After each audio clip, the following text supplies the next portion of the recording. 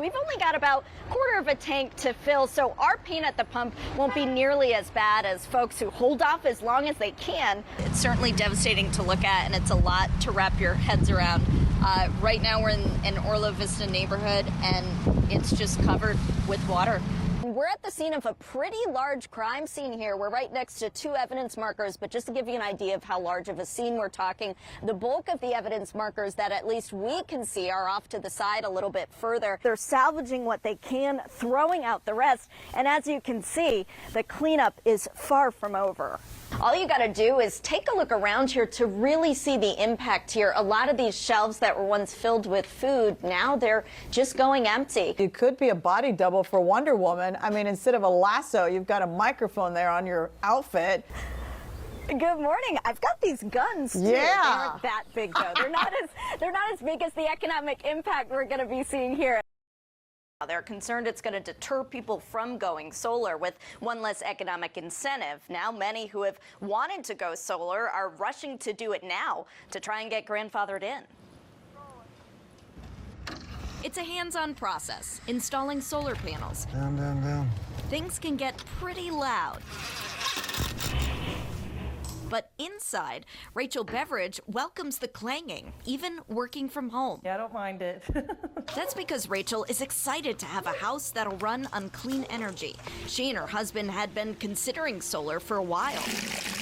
This new pool was a pushing point. They wanted a way to heat it year-round without breaking the bank. Then it turned into, well, the math backed up why we should continue on, and so now we're doing the whole house in solar. She says the timing couldn't be better. That's because state legislators recently passed a bill allowing utility companies to offer rooftop solar users less money for energy.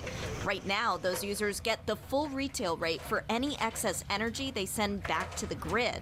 That means they can bank that energy as credits to use later, the chance to net zero their bills year-round. But if this measure becomes law, the payback rate would gradually decline. Solar contractor Brad Lowndes says hitting net zero would be a no-go. It's a typical example of the power companies honestly saying, do as I say, not as I do. Because they can build power plants, but we can't benefit from the free energy that we pull out of the grid. Supporters argue this ensures those who can't afford solar aren't subsidizing those who have it. If the governor signs off, solar users can get grandfathered in for another 20 years if their panels are up and running before 2024. That's when the payback rate would start to decline. Rachel's just glad she got it now. We've been able to capitalize when it's, the most perks. Florida Power and Light is a major supporter of this bill. The utility company sent us a statement saying net metering rules should be modernized to make solar energy more equitable for all Floridians. Adding, quote, this legislation would take an important step toward balancing the costs of solar expansion here in the state. Jerry, I want to introduce you to Capucine Carson. She was a mother trying to make a better life for herself and for her kids, but that life was taken from her. She was a beautiful spirit, a beautiful person, and she impacted a lot of lives. Capucine Carson was a daughter, a sister, a mother. Her heart was pure, and she just wanted to belong. But underneath it all, a struggle. Family members say her husband had a history of abuse. I didn't know. I just had no idea. That violence hidden from others, like her cousin, Sophronia Smith, and the abuse ultimately cost her her life last month. Orange County Sheriff's deputies say Capucine's husband shot her repeatedly, killing her. He's also accused of shooting her 3-year-old daughter, Kimbella. She's now out of the hospital recovering. I just could not believe when I got the call. I said, quit lying to me. Numbers from FDLE show last year there were nearly 200 domestic violence murders in Florida and nearly 107,000 domestic violence cases overall. Sophronia hopes people living through this trauma seek help to get out. It's not that easy to get out. If you have a free way to get out, go. Run and don't look back. But if you don't have a free way to go, then you need to seek some kind of help in secret before something like this happens. Harbor House of Central Florida offers help for people experiencing abuse. They have a 24/7 emergency hotline. That number is 407-886-2856, and you can also text that number to reach an advocate. Reporting live in the studio, Rebecca Turco, Spectrum News 13.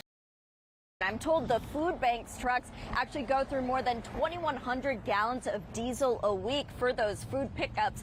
And at more than $5.19 or so a gallon, those extra costs are adding up fast. With around 800 grocery store pickups every week, Second Harvest Food Bank burns a lot of gas to put out 250,000 meals every day. For a nonprofit budget, that stretches it really, really far in terms of what we're able to do. Greg Higgerson is the food bank's chief development officer. He says their diesel costs are now more than $11,000 a week, up by around 20% in just the past few weeks. On top of that, food prices are up and more people are needing help. It's still a very high need, and we expect that to continue to climb as prices go up. People are at that tipping point. The food here gets picked up by hundreds of food pantries, soup kitchens, and the like. Hey, Dennis. Places like Servant's Heart Ministry. Volunteers bag and deliver food to some 200 families every week. Executive Director Chip Hanna says their gas costs have doubled over the past few months. You know, there's times at night where I wonder, okay, is this going to be the time where we're not going to be able to continue the ministry going? Still, Chip is optimistic. He says they'll switch to every other week deliveries if need be to save on gas and still get the food out there.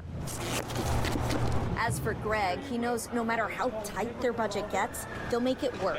He says they have to because the need for this help is just too high. Our need is insignificant compared to the needs of about 500,000 people who are trying to get to work. They're trying to, make it work financially, but they're just a little bit short of that. And this situation with fuel prices doesn't help. And on top of everything, Greg says they are also dealing with added fuel surcharges when it comes to food that's being delivered from outside of Central Florida. Reporting live in Seminole County, I'm Rebecca Turco, Spectrum News 13.